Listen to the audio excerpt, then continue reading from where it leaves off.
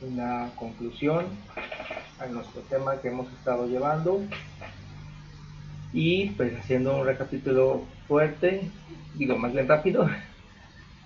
Pues recuerden que estoy proponiendo aquí esta idea en la cual tomé como ejemplo un tema que podríamos decir que a veces es un poquito tal vez de controversia, y estoy proponiendo acerca de qué es lo que sucede a veces, de por qué puede que se entienda de una manera o de otra. La idea general aquí que mencioné en el estudio del viernes es precisamente, perdón, del domingo, fue este concepto, ¿no? De que si la carne es pecaminosa y que el espíritu no. Y se acordarán que hicimos una revisión de algunos de los textos, por ejemplo, los que se encuentran en Gálatas, que hablan del apóstol Pablo, donde cuando los leemos, al menos aquí como los estoy ordenando, pues pareciera que precisamente Pablo se refiere a esa idea, ¿no? También tenemos otros, por ejemplo, en otra carta que también es de Pablo, que son en el libro de Romanos, y también ahí puse otro más de Gálatas, ¿no? Pero luego se acordarán que el domingo luego yo les daba esta como contrarrespuesta, ¿no? Donde decía yo, bueno, pero hay otros conceptos que también son muy fuertes y que pareciera que se contraponen a la idea que tal vez de un principio le entiendo a Pablo, ¿no? Porque, por ejemplo, les comentaba yo, ¿se acuerdan? Decía, bueno, pero ¿y Satanás? ¿Cómo explicas a Satanás y a los ángeles rebeldes si ellos que son espíritu, que fueron cielos, porque ellos no son originarios de la Tierra, no son originarios de este planeta, ellos existen antes que la Tierra fuera formada? Y es en el Apocalipsis, por ejemplo, donde nos dice que ellos hicieron una batalla en el cielo porque ahí estaban. Quiere decir que los corrieron, los aventaron de ahí y no se querían ir de ahí. Entonces, es muy importante para mí destacar esto porque no necesariamente que tú tengas un cuerpo celestial y que en un origen tengas la santidad, no quiere decir que no pudieras hacer mal, porque quiere decir que entonces tú tomaste otra decisión. Porque luego cuando aquí resumimos, y también que es otro tema que me gustaría desarrollar, cuando dices, es que el mal entró automáticamente cuando el hombre comió del fruto, ¿no? Bueno, pero es que no es el mal, porque si hablas del mal, pues el mal ya existía antes, con Satanás. Satanás es antes del huerto.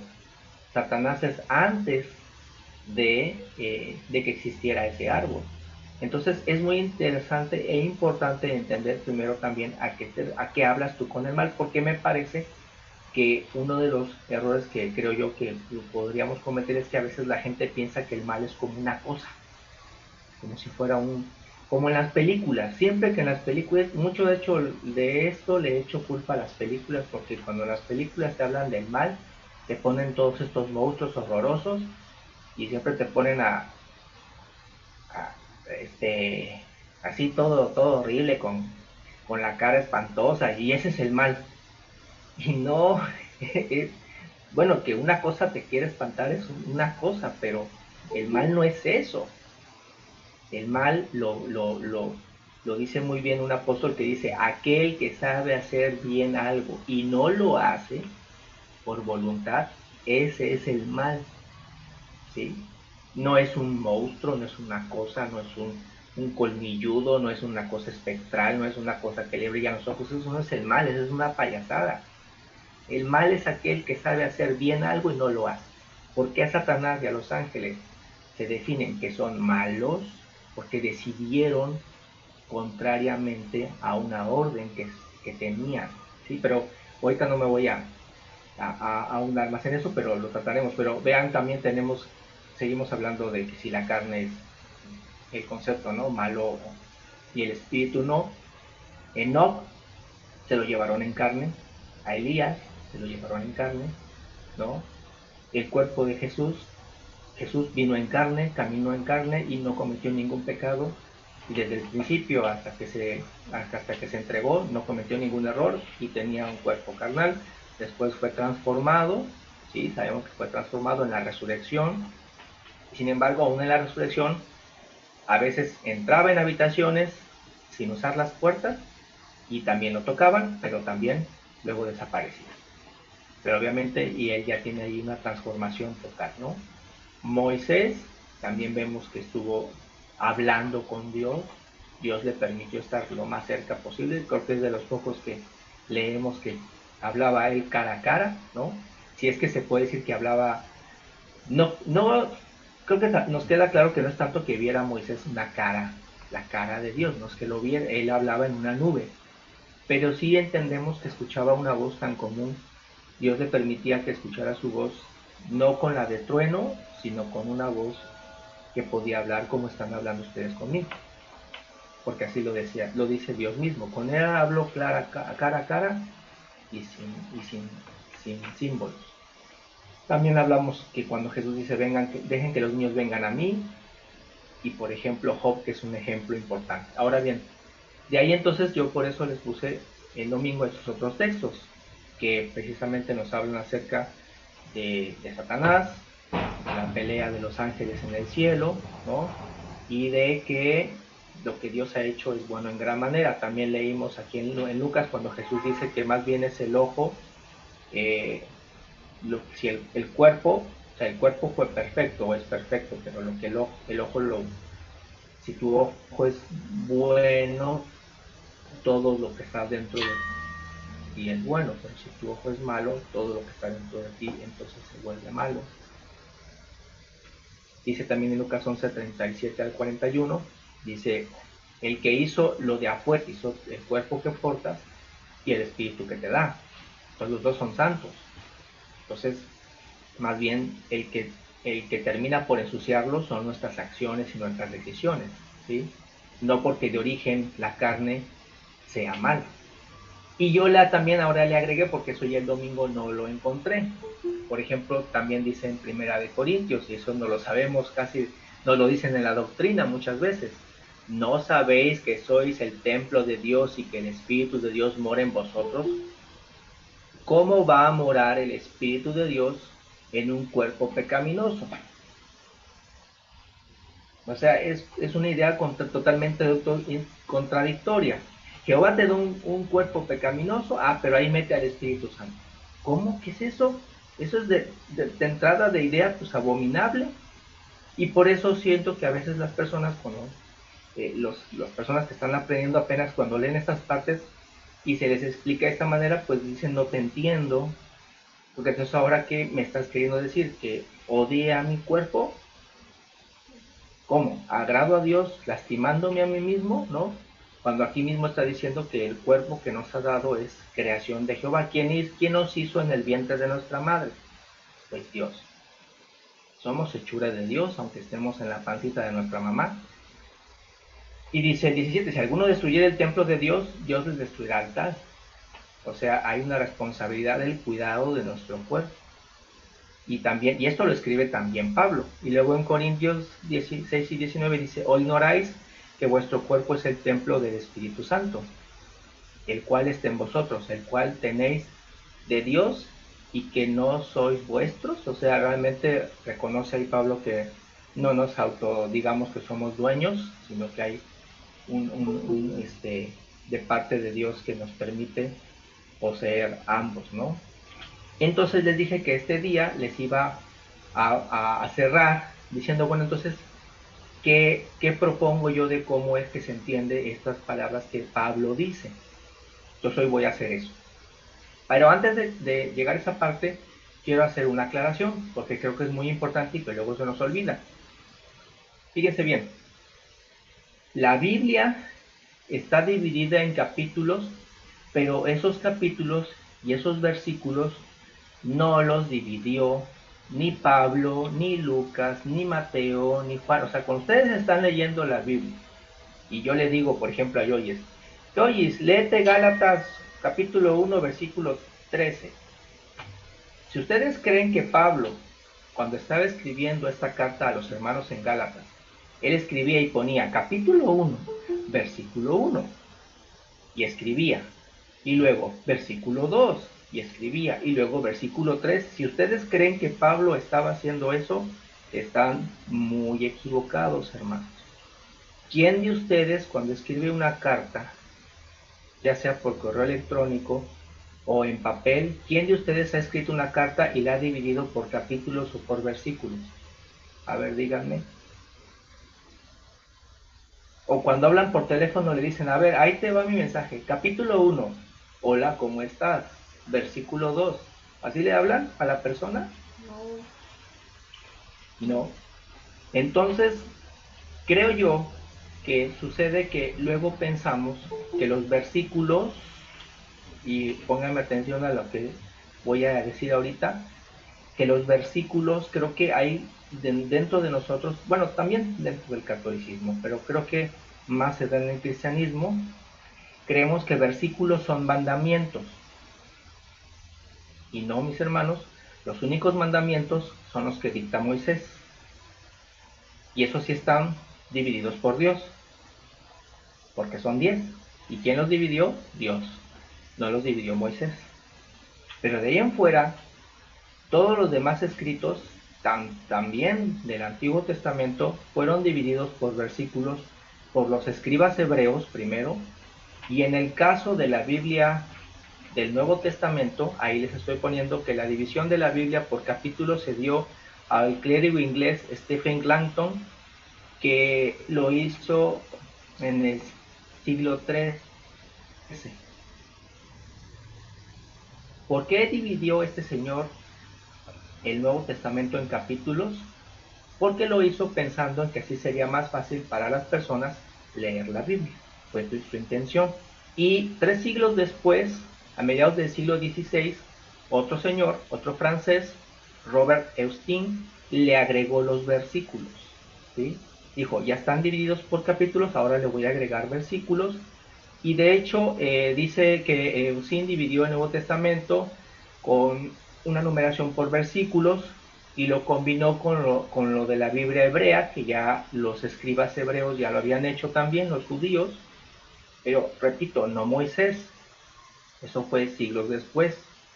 Y en 1553, mis hermanos, después de Cristo, se publicó la Biblia tal y como ustedes hoy la conocen, hoy como todos la conocemos, con las divisiones de capítulos y versículos.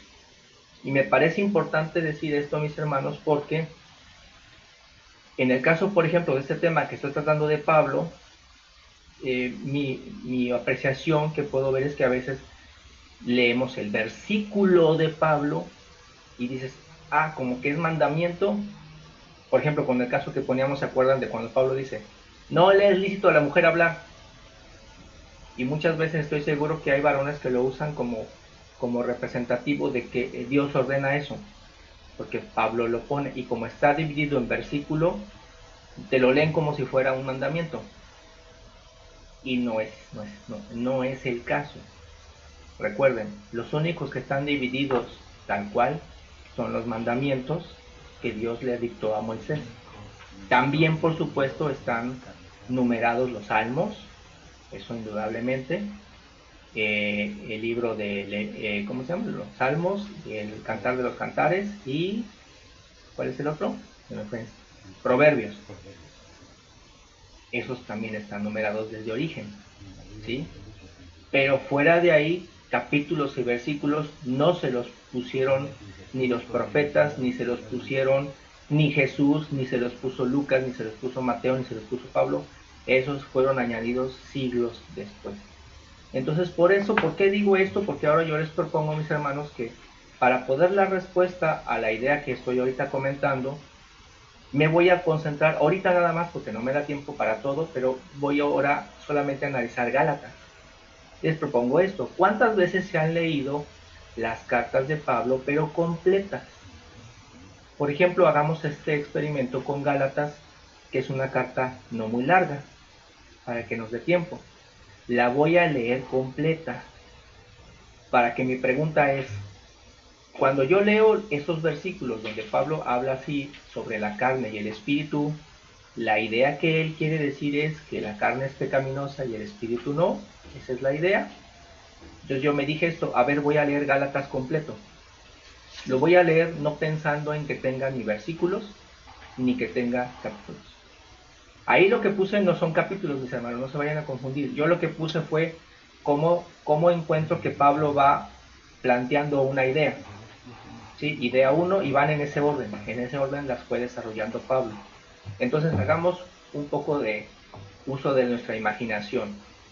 Esta carta, mis hermanos, la escribe nuestro hermano Pablo, el apóstol, a los hermanos que estaban viviendo en Gálatas. Y él les escribe esta carta a ellos. Entonces empezaré a leerla. Entonces, en el primer punto, ¿de qué habla Pablo? Dice que él lo que hace es primero de una apertura, ¿sí? Se presenta ante los hermanos de la iglesia de Gálatas. Dice, Pablo, apóstol, no de hombres, ni por hombres, sino por Jesucristo, por el Dios, el Padre que resucitó de los muertos, y todos los hermanos que están conmigo a la iglesia en Galacia. Gracia y paz sea a vosotros, el Dios Padre y nuestro Señor Jesucristo, el cual se dio a sí mismo por nuestros pecados para librarnos del presente siglo malo, conforme a la voluntad de nuestro Dios y Padre, a quien sea la gloria por los siglos de los siglos. Amén. Pablo se está presentando, pero quiero destacar que desde el principio, cuando él dice que él es un apóstol no ordenado por hombres, sino que por Jesucristo, desde ahí, mis hermanos, ahí va un poquito el asunto de la carta. ¿Qué es lo que estaba pasando en la iglesia de Gálatas? Porque había un problema con los hermanos en la iglesia de Gálatas, ¿sí? Por eso él escribe esta carta. Dice, el siguiente tema que Pablo empieza a desarrollar es: apartaron del evangelio que él mismo les predicó y que empezaban a seguir otro. Dice así: estoy maravillado que tan pronto os hayáis alejado del que os llamó por la gracia de Cristo a seguir un evangelio diferente. No que haya otro, sino que hay algunos que os perturban y quieren pervertir el evangelio de Cristo. Mas si aún nosotros o un ángel del cielo os anunciare otro evangelio diferente del que os hemos anunciado, sea anatema. Como antes hemos dicho, también ahora lo repito: si alguno os predica diferente evangelio al que habéis recibido, sea anatema. Pues, ¿busco ahora el favor de los hombres o el de Dios? ¿O trato de agradar a los hombres? Pues si todavía agradara a los hombres, no sería siervo de Cristo. ¿Qué está aquí hablando Pablo? Él dice que él ya les había enseñado el evangelio de Jesús. Pero ahora resulta que los hermanos en Gálatas estaban haciendo otras cosas que él no les había enseñado que se hiciesen. Y les dice, bueno, ¿de dónde sacan ustedes ahora esto? ¿Porque alguien más les ha añadido algo? Recuerden que si de lo que en un principio escucharon, ahora lo escuchan diferente, no lo hagan caso, no tendrían por qué haberle hecho caso.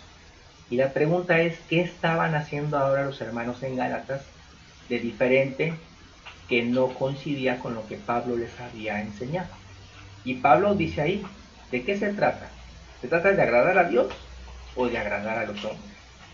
Y van a ver de qué se está reclamando Pablo. En el punto 3, Pablo empieza a justificar por qué es un apóstol. ¿Alguien de aquí me puede decir qué de diferencia tenía Pablo al resto de los demás apóstoles? Un dato muy importante. Algo que Pablo no tenía y que los demás apóstoles sí tuvieron. Y Pablo no tenía. Sí. Adelante, Jaime. Que Pablo no anduvo con nuestro Señor Jesucristo. Correcto, así es. Ese es un punto. Pablo no conoció a Jesucristo en carne. Los demás apóstoles sí. Y entonces ustedes sorprenderán, mis hermanos, que eso es algo que le empezaron a reclamar. De decir, bueno, ¿y por qué seguimos a este hombre si este no conoció a Jesús? Y vean, mis hermanos, que es algo que también nosotros aquí mismo nos ha pasado, que de eso no se trata conocer a Dios. No se trata de que digas, ah, yo soy de Ricardo, yo soy de Jaime, yo soy de Saúl. A nosotros nos han dicho, una vez alguien decía, es que ustedes son ramonistas. ¿Yo qué? ¿Cuándo yo que seguía yo a Ramón? No, es que ustedes son de de Pablo Telles o de Pablito. No se trata de eso. No sigues a una persona, sigues a Cristo. Tu compromiso no es con el que da un mensaje, tu compromiso es con Dios y con Cristo. Y aquí Pablo le estaba pasando eso. Decían, ¿por qué vamos con Pablo si Pablo ni siquiera conoció a Jesús? Y entonces Pablo comienza en esta carta a los Gálatas, dice, a ver, les voy a explicar quién soy yo. Dice, mas hago saber, hermanos, que el evangelio anunciado por mí no es según hombre, pues yo ni lo recibí ni lo aprendí de hombre alguno, sino por revelación de Jesucristo. Porque ya habéis oído acerca de mi conducta en otro tiempo en el judaísmo, que perseguía sobremanera a la iglesia de Dios y la asolaba. Y en el judaísmo aventajaba a muchos de mis contemporáneos en mi nación, siendo mucho más celoso de las tradiciones de mis padres, por cuanto agradó a Dios, que me apartó desde el vientre de mi madre y me llamó por su gracia. Y vean cómo aquí Pablo empieza a hablar de la importancia de la idea de la gracia, que no se trata, que es precisamente algo que él quiere destacar, de la gran bendición que tiene el mensaje de Jesús. Que no es que se trate de que te llame Jesús porque tengas el privilegio por tus obras muy buenas que hiciste en tu vida, sino que es una gracia que Dios comparte a toda la humanidad y que no hace acepción de gente. Hermanos, si tan solo Pablo se consentía en el asesinato de las personas cuando perseguía a la iglesia en un principio, y aún así Dios le llamó. Dice ahí, revelar a su Hijo en mí para que yo le predicase entre los gentiles, no consulté enseguida con carne y sangre. O sea, cuando le sucedió, ahorita no, ya sabemos la mayoría aquí que fue, cómo fue que Jesucristo le llamó. Cuando le sucedió eso, lo de la visión del caballo, dice que no subí a Jerusalén a los que eran apóstoles antes que yo, sino que fui a Arabia y volví de nuevo a Damasco.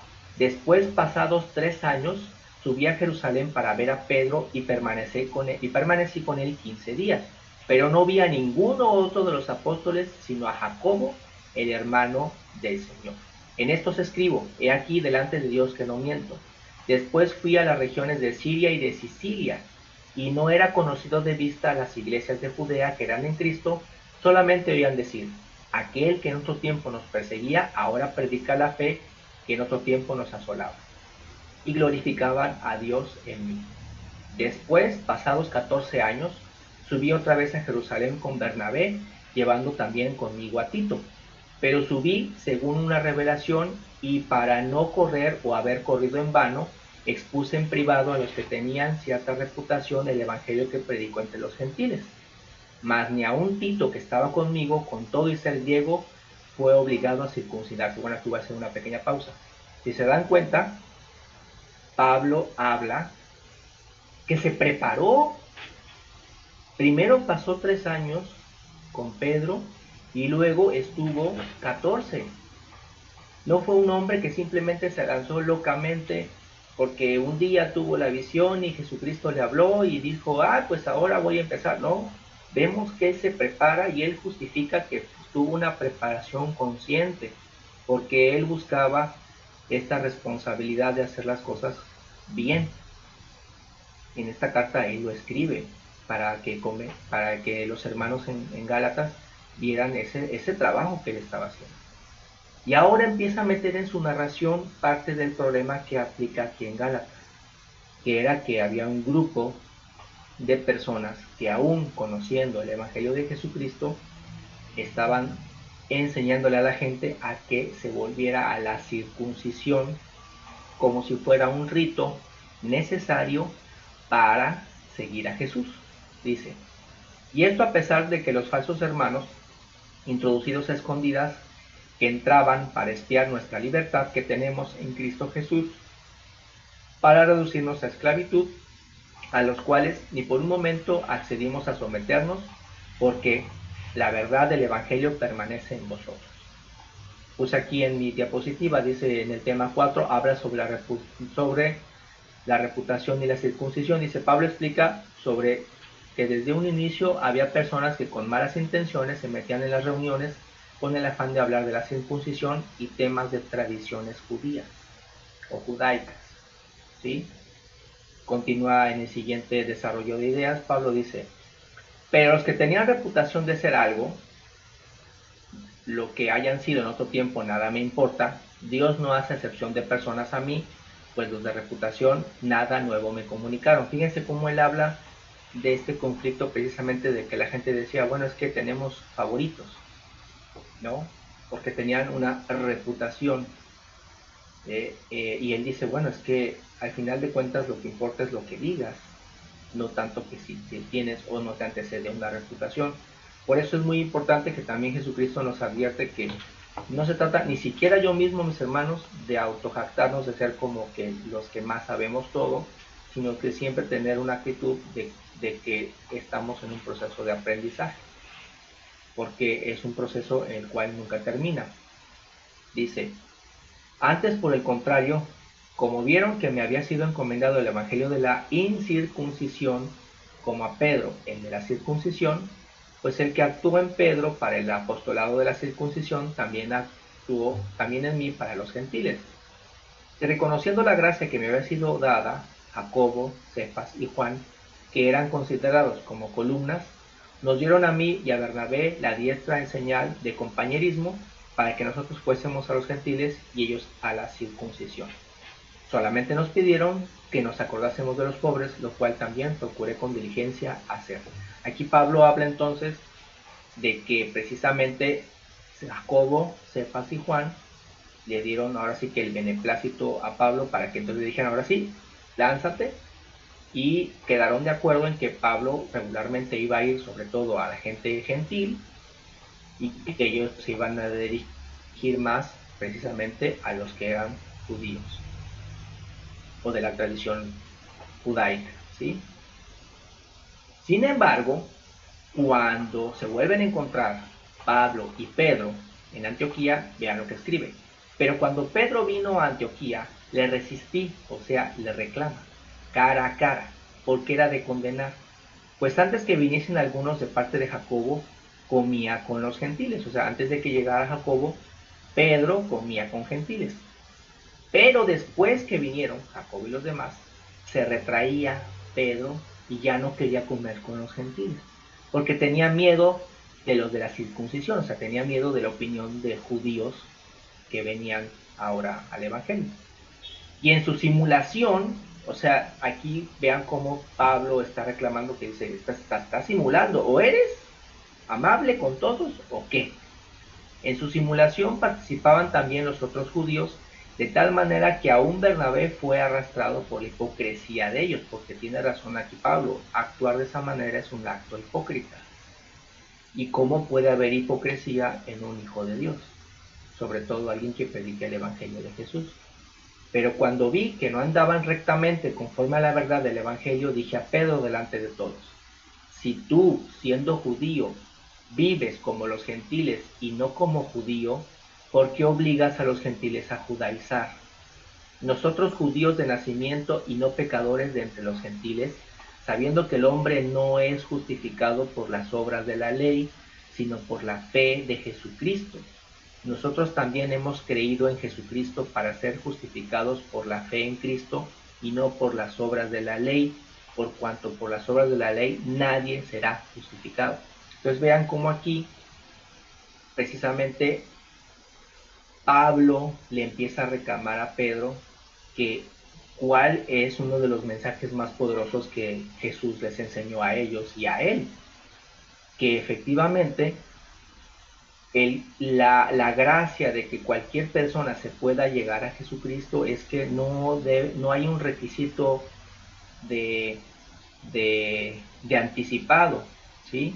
Porque eventualmente, como Pablo reclama, ni siquiera tú que conoces la ley de Moisés, todos los ritos, todas las ordenanzas que existen, no las cumples, no las haces, pero tú ahora les enseñas a gente gentil que para poder llegar a Cristo tiene que empezar a hacer ritos, tiene que empezar a hacer tradiciones, tiene que empezar a hacer festividades, ¿sí? Y eso en qué parte Jesucristo nos dijo que le dijéramos a la gente que empezara a cumplir todas esas festividades, todos estos rituales, todas estas observancias que ni siquiera tú como judío de nacimiento cumples, ¿sí? Le está reclamando muy severamente Pablo esto, ¿no? Dice, porque si las cosas que destruí, las mismas vuelvo a edificar, transgresor me hago, porque yo por la ley soy muerto para la ley, a fin de vivir para Dios. Con Cristo estoy justamente crucificado y ya no vivo yo, mas vive Cristo en mí. Y lo que ahora vivo en la carne, lo vivo en la fe del Hijo de Dios, el cual me amó y se entregó a sí mismo por mí. No desecho la gracia de Dios, pues por si la ley fuese la justicia, entonces por demás murió Cristo. Y aquí obviamente Pablo precisamente nos hace ese reclamo, donde puse aquí yo, por ejemplo, de manera muy resumida, ¿no? Dice, Pablo detalla el reclamo que hace a Pedro por la controversia a sentir de ser judío es mejor que ser gentil y que la ley, y es mejor el evangelio de Jesús.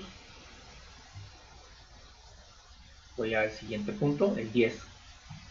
Entonces, este desarrollo de ideas que va haciendo Pablo precisamente va a explicarle a los hermanos en Gálatas que se den cuenta cómo esta controversia que se está dando entre que, a ver, tú escuchaste el Evangelio de Jesús y el Evangelio de Jesús no te pone un prerequisito. Y ahora resulta que vienen esos hermanos y te están diciendo que no, para poder llegar a Jesús, empieza tú a seguir todos los lineamientos judíos. Y créanme, mis hermanos, que los lineamientos judíos que nosotros leemos en Levítico son algunos, pero todavía hay muchos más que nosotros no leemos porque están en los demás libros, como el Mishnah, y esos ya existían también cuando estaban los apóstoles. Entonces, adelante, Polita o Ricardo. Bueno, ahorita que dices eso, pues sí, son como 600 y pico de los mandamientos de... ¿Me oyes? Yo voy a echar con ustedes. Sí, sí, sí. ¿No me oyes? Sí, adelante. No me oyes. Sí, se oye. Que efectivamente los mandamientos eran más de 600. Pero mi pregunta era esta. Dice, está hablando de la ley, y esto porque hay mucha controversia sobre de esto. La ley marca 10 mandamientos.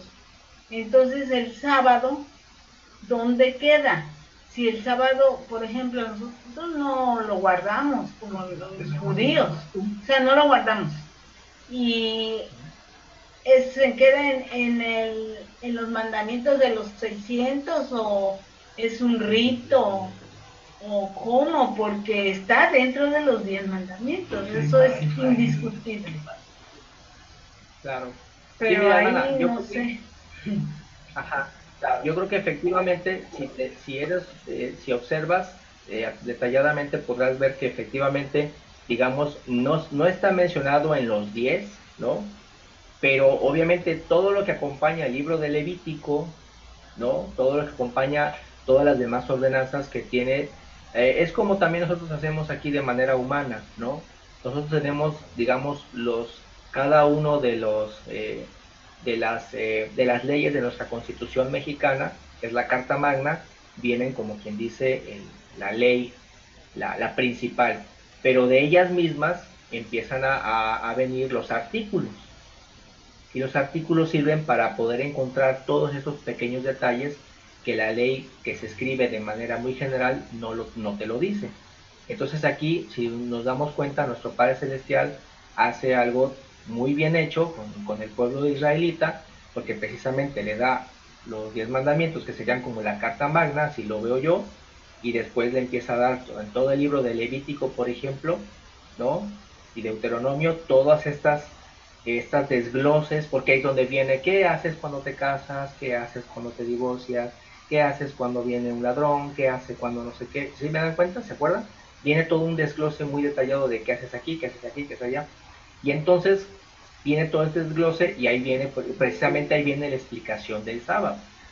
Pero la pregunta que aquí precisamente Pablo le está haciendo a Gálatas es, ¿y qué hacemos? ¿Nos volvemos a esos? Porque si nos damos cuenta en toda la narrativa de Jesús, no dice que te vuelvas a eso, ¿sí? Pero permítanme que continúe porque quiero que vean qué es lo que Pablo dice más adelante, porque es una carta que desarrolla ideas. Entonces, espérenme, ahorita llega esta parte Pablo, pero a ver, No dejen, les voy a dar participación, pero dejen terminar qué más sigue diciendo Pablo. Dice, por ejemplo, dice el 21, ¿no? Dice, no desecho la gracia de Dios, pues si por la ley fuese la justicia, entonces por demás murió Cristo. Entonces la pregunta es, ¿a qué vino Cristo a morir? Si todas las ordenanzas que están en Levítico y Deuteronomio hacían al pueblo santo, por así decir. Si todo lo que está en Levítico y Deuteronomio ya hacía a Israel santo, entonces ¿a qué vino Jesús? Pregunta Pablo. Les dice a Gálatas. Vamos a ver qué Pablo contesta. Dice, oh Gálatas insensatos, ¿quién os fascinó para no obedecer a la verdad y a vuestros ¿quién os fascinó para no obedecer a la verdad? A vosotros, ante cuyos ojos Jesucristo fue ya presentado claramente entre vosotros como crucificado. Esto solo quiero saber de vosotros. ¿Recibisteis el Espíritu por las obras de la ley o por el oír de la fe? Porque precisamente recuerden que los hermanos recibieron el Espíritu en el día de Pentecostés. Dice, y cuando ellos se bautizaban, ¿no? Tan necios sois, habiendo comenzado por el Espíritu, ¿ahora vais a acabar por la carne? ¿Tantas cosas habéis padecido en vano? Si es que realmente fue en vano. Aquel pues que os suministra el Espíritu y hace maravillas entre vosotros, ¿lo hace por las obras de la ley o por el oír de la fe?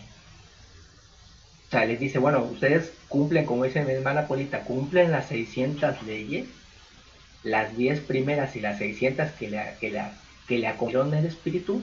Continúa diciendo el apóstol, si Abraham creyó a Dios, le fue contado por justicia, porque Abraham no hacía esas 600 leyes. Abraham ni siquiera conocía los 10 mandamientos, no los leyó, y sin embargo le fue contado por justicia. Entonces dice Pablo, sabed por tanto que los que son de fe, estos son hijos de Abraham.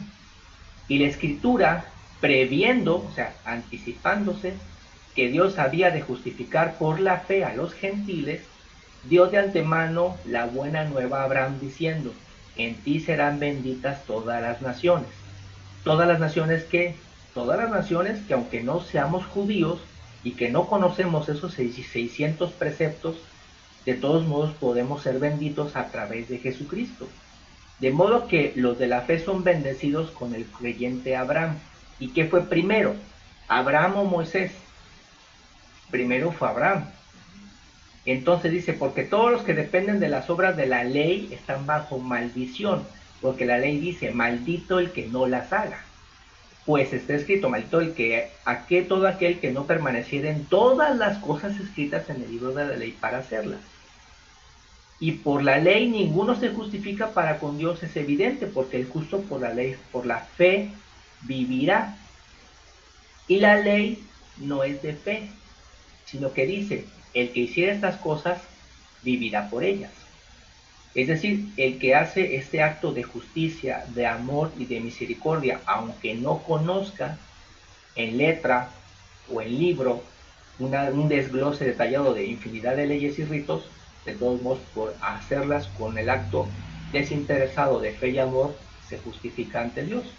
Dice, Cristo nos redimió de la maldición de la ley, hecho por nosotros maldición, porque está escrito, maldito todo el que es colgado de un madero, para que en Cristo Jesús la bendición de Abraham alcanzase a los gentiles, a fin de que por la fe recibiésemos la promesa del Espíritu. Hermanos, hablo en términos humanos, un pacto, aunque sea de hombre, una vez ratificado, nadie lo invalida ni le añade.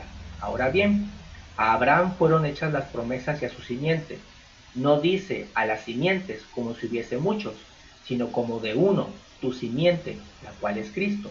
Esto pues digo, el pacto previamente ratificado por Dios para con Cristo, la ley que vino 430 años después, no la abroga para invalidar la promesa.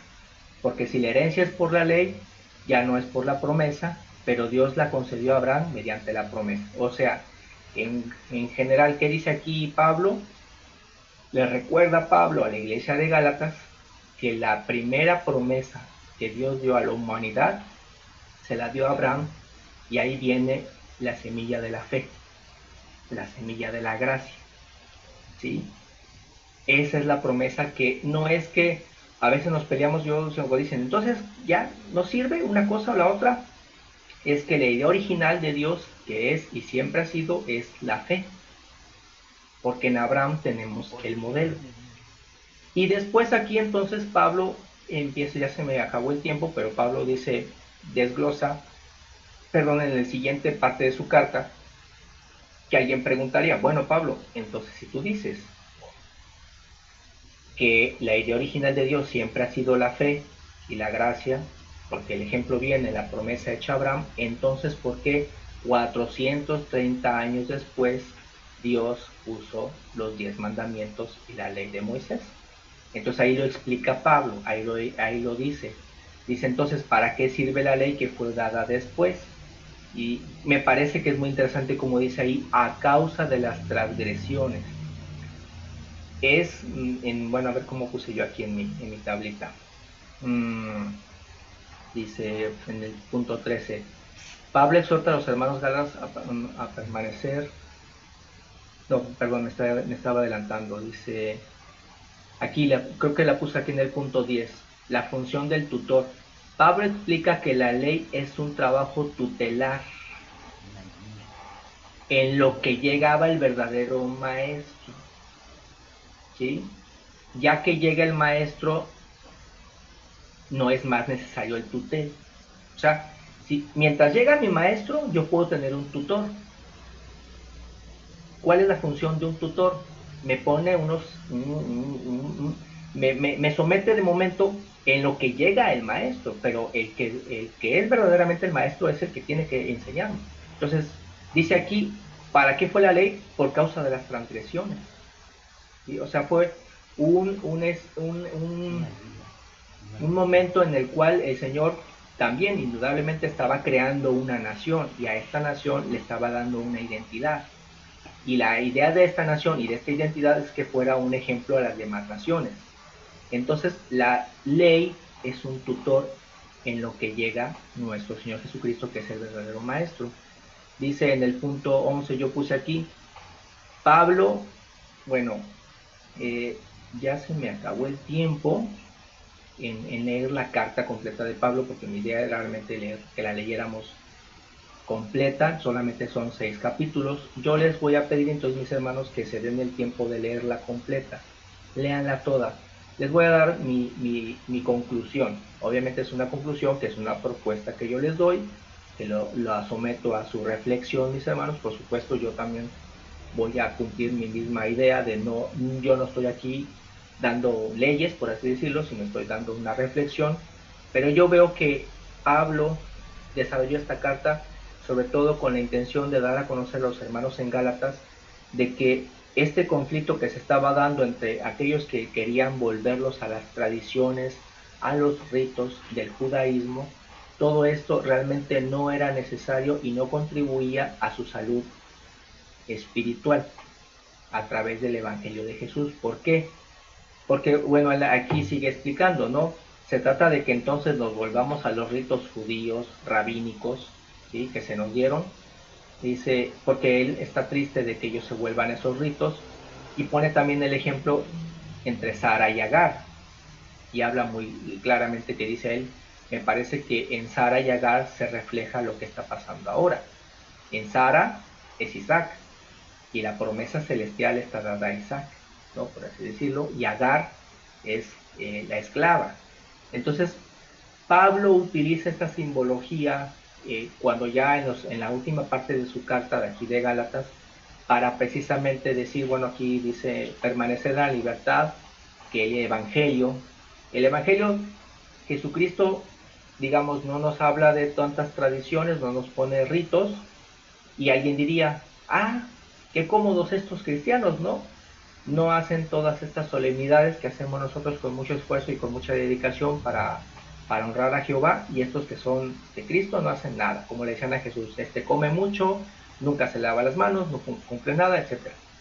Pero Pablo desarrolló su carta y dice, no, esta libertad que Jesucristo nos hace de no vivir bajo ritos y tradiciones, nosotros no la usamos como libertinaje, sino al contrario, la usamos para precisamente hacer obras buenas, constantemente para hacer una verdadera reflexión de nuestra mente. Porque yo pregunto, mis hermanos, aquí en el punto 14, ya voy a acabar, si alguien cumple la ley, toda la ley la cumple, eso le evita a esa persona de todos modos que dentro de su corazón no tenga rencor o odio o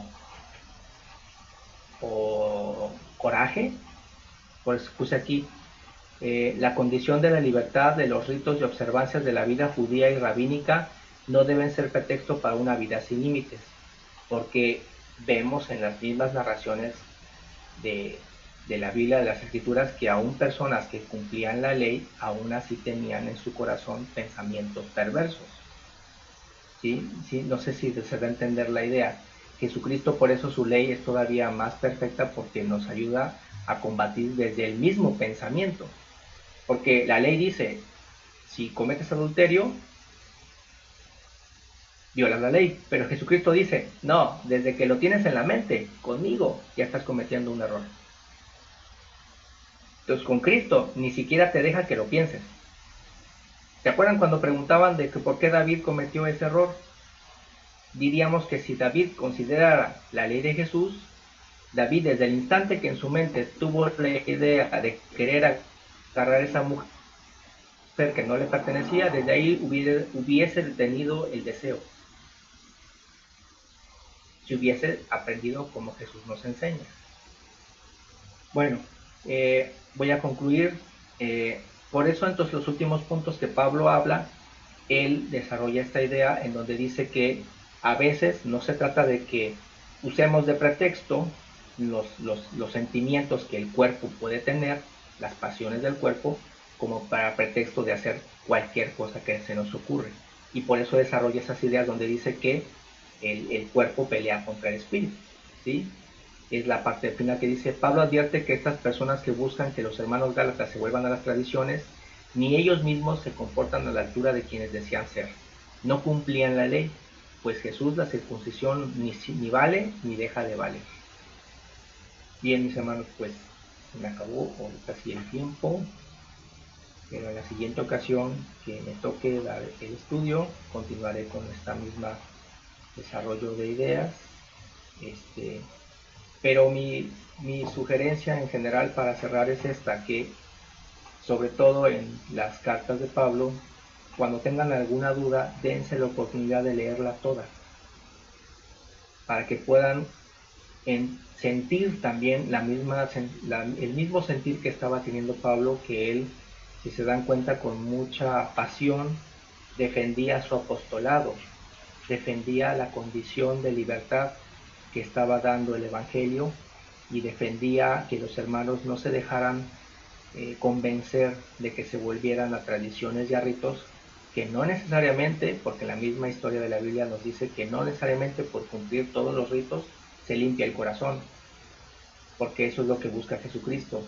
Él nos habla que ataquemos todo desde el principio, que es desde nuestros mismos pensamientos y desde nuestros mismos sentimientos. Desde ahí nosotros trabajamos con el Evangelio de Jesús. Pues ha llegado el cierre. Voy a una disculpa que no les di a la última palabra a los hermanos que me la pidieron, pero tenía que cerrar. Y bueno, anoten sus observaciones, y con todo gusto la siguiente vez seguiré hablando de esta idea. Que Jehová les bendiga y les guarde.